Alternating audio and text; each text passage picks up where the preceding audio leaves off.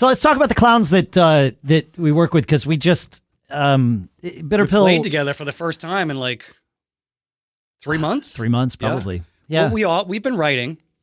Emily and I and John, our guitar player, have been writing a lot. So, and like Christmas, Thanksgiving. Yeah. Tomer was in Amsterdam with seeing his family. I got COVID in December. Yep. Really bad. That sucks. Probably the worst since I got it in 2019 when we didn't know it was COVID. We did, yeah. It was very similar. Huh. The symptoms I had were Yeah, very similar from 2019. But we, it was a long day too. It was like 4 or 5 hours. It's funny you listen because I listen to your podcast. This podcast. Yes, this podcast. And it was interesting last time or 2 times ago, you're talking about the dynamics of rehearsal. Yes. And you're not wrong at all.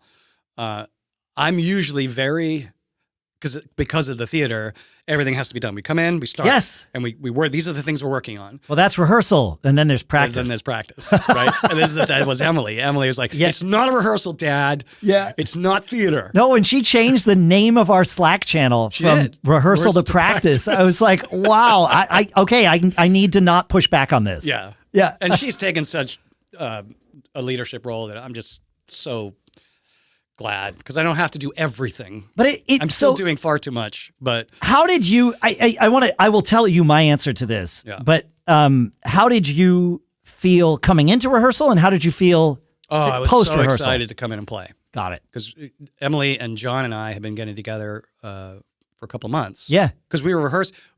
Yeah, we didn't play together as a whole unit for months, but Emily and John and I got together to write. And I don't know, it's like 4 sessions I think we did. Yep.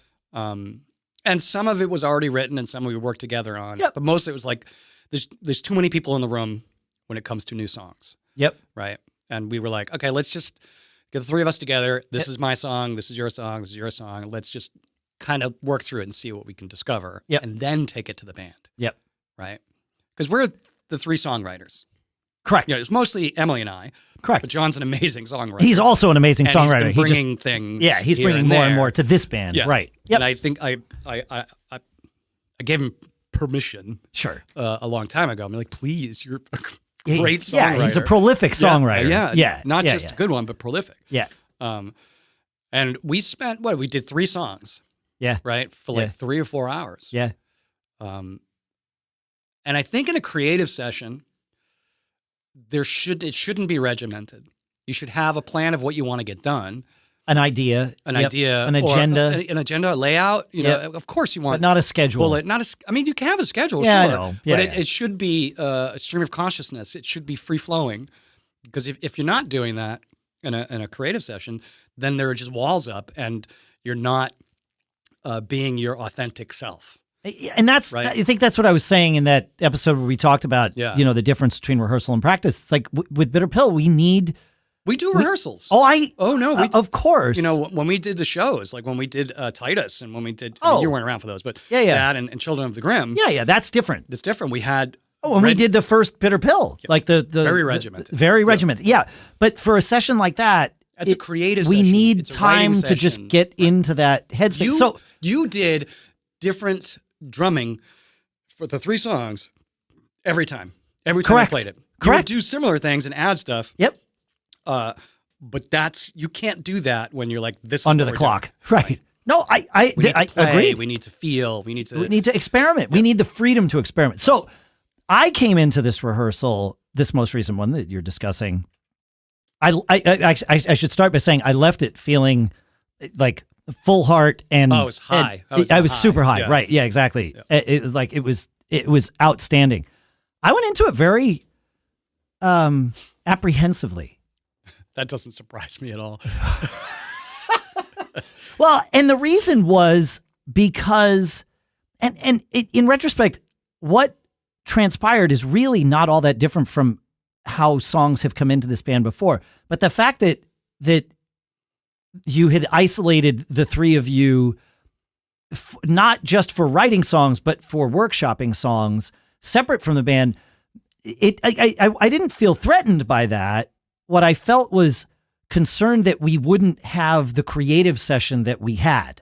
Yeah. I was concerned that was unfounded because That's why I didn't say anything. Like it was like, well, not unfounded. You feel what you feel. Right. How regimented are they going to be with these songs that they're bringing in? Because this is not how we've done it in the past entirely. Well, but to be fair though, there was some regimented stuff. But no more. That's composition. No more than any other time. Exactly. Right. You came in with songs. Right. But it wasn't, and this is the only way this will work. It was like, it needs these things. Right. Well, there was like particular things. There's just, right. As there always are. For our new song, Hate. Yep. Which I think should be the name of our next record. Hate! ! There you go. There's a specific lick that I want to play it on the guitar. Right. Because I wrote the song on guitar. I write most everything on the guitar. Yeah. And I'm a piano player. I know. I miss playing with you. I know. Everybody keeps saying, I don't want to hear it. Give me a paying gig and I'll do it. Wait, is that all it takes? That's all it takes. Oh, okay. Yeah. I'll solve this problem. All right. Great. So there's a certain lick that I want to play, and it's a type of bluegrass lick. Yep. And that's the only real thing I wanted in that tune. But that's no different than you or most other songwriters. Right. Like, you have an idea. It's like, well, there's this one thing that to me is the, it's like the hook. The hook, the core, whatever you want to call it. The riff. But I just didn't know how, if it would be more regimented than that. Yeah. And of course, again, my concerns turned out to be unfounded. Right. Because we had a great session. And it was like, oh, okay. And then after the fact, I thought about it. I'm like, the only difference this time was that there were scheduled writing sessions that I knew about, and that, and this is going to sound wrong, but I'll say it anyway, that I was not invited to, right? And I didn't take that personally or anything. Well, you could take it personally. Yeah, sure, I could. Sorry. I'm not going to. You could. I could, thanks. Because it wasn't personal. Appreciate permission. But it wasn't personal. No, exactly. No. But other than that, it's no different than if you're in your house working on a song, right, and you write a tune, right, and then you bring it into the band. It's like, okay, same thing. It's exactly the same thing. The other reason I think I said this is that there's just too many people in the room. And you get 7 people in the room, let alone creative people or musicians or whatever.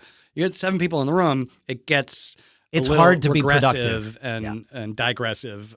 Yes. And most of the time is spent trying to get everybody back on track. That's correct. No, you're totally, and you wind up missing. But I've directed hundreds and hundreds and hundreds of shows, like 500 shows. But if your energy is on that, then it can't therefore be on the creative part. Right. And so I know.